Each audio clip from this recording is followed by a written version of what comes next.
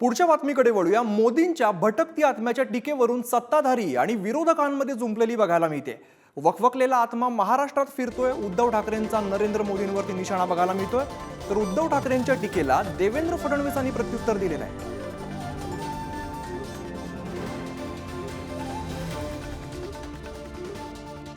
काल ते काय म्हणाले मला असं वाटतं, कारण आज अजित पवार म्हणाले की पुढच्या सभेत मी त्यांना विचारीन की भटकती आत्मा ते कोणाला बोलले। काय भटकती आत्मा तुम्ही कोणाला बोललात? पवार साहेबांना बोललात?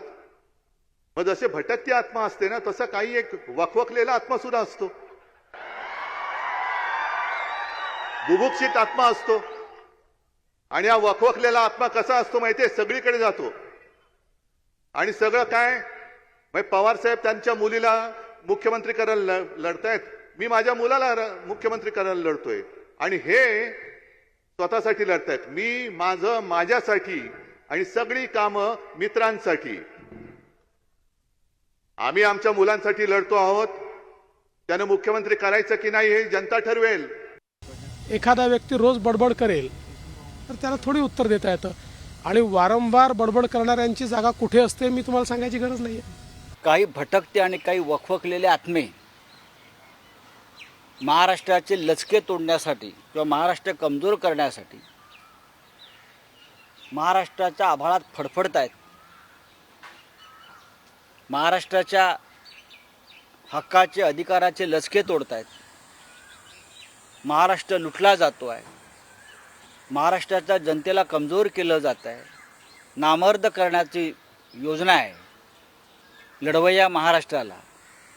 आणि शिवसेना जोपर्यंत ते ठामपणे उभी आहे तोपर्यंत त्यांना शक्य नाही। तर उद्धव ठाकरेच भटकती आत्मा आहेत म्हणत संजय शिरसाटांनी त्यांच्यावरती निशाणा साधलाय। उद्धव ठाकरेंना टोमणे मारण्याचं अत्यंत कौशल्य प्राप्त आहे त्यांना। मोदी साहेबांनी भटकती आत्मा म्हणल्याबरोबर अनेक भटकती आत्मांना वाचा फुटली। जे फक्त भटकत होते ते आता बोलायला लागले, आणि बोलताना त्यांना सुद्धा जाणीव झाली की मोदी साहेब आपल्याच बद्दल बोलले आणि आपण केलेले, आता जर याच्यावर उत्तर दिलं नाही तर जनता आपल्याला माफ करणार नाही, म्हणून अनेक वेगवेगळे आरोप करायचा तो काही प्रयत्न करतायत, केविलवाना प्रयत्न करतायत।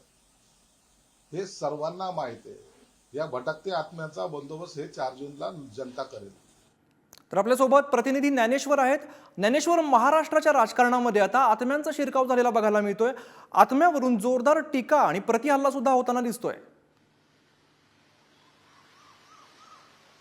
यापूर्वी वेगवेगळ्या शब्दांचा आधार घेऊन टीका केल्याचं आपण पाहिलं, आता मात्र आत्म्यांचा आधार घेऊन टीका व्हायला लागलेली आहे। तू म्हणतोय ते खरं आहे की आता जे सगळं पंतप्रधान नरेंद्र मोदींनी नाव न घेता केलेल्या टीकेनंतरचं वातावरण आपण पाहतोय, त्यामुळे वेगवेगळे परिणाम पाहायला मिळतात। आणि त्यानंतर ज्या वेगवेगळ्या नेत्यांच्या प्रतिक्रिया आलेल्या आहेत त्यामध्ये उद्धव ठाकरेंची प्रतिक्रिया जी अत्यंत महत्वाची ठरली। त्यांनी टीका करताना असं म्हटलंय की पंतप्रधान नरेंद्र मोदी हा वकवकलेला आत्मा आहे।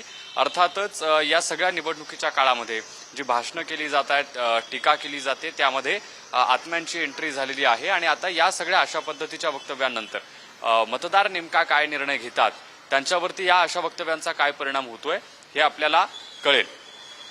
निश्चित ज्ञानेश्वर, धन्यवाद या सगळ्या माहितीसाठी।